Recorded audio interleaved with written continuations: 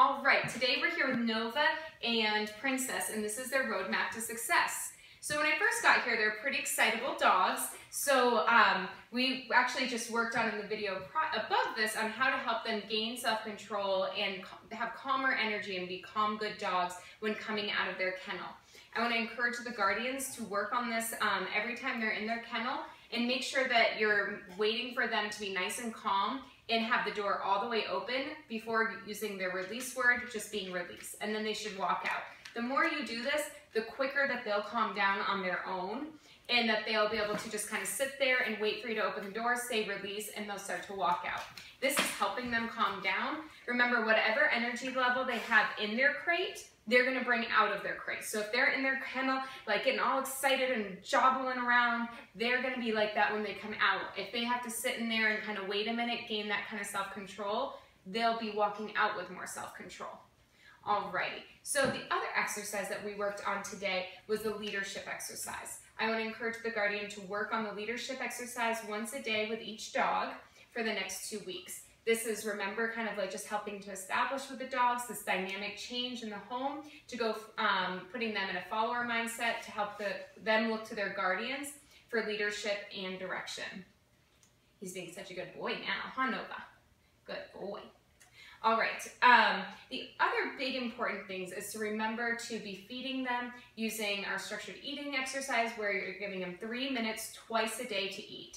To help them with the marking and potting in the house, we want to make sure that they're eating on a regular schedule. About 15 minutes when they're done after eating, go ahead and take them for a walk. This is accomplishing getting them on a schedule to go to the bathroom at the same time.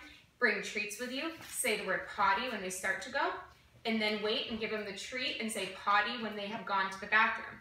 This will encourage them to go outside, to go to the bathroom, and get some of their exercise out. So it's kind of killing 2 birds with 1 stone.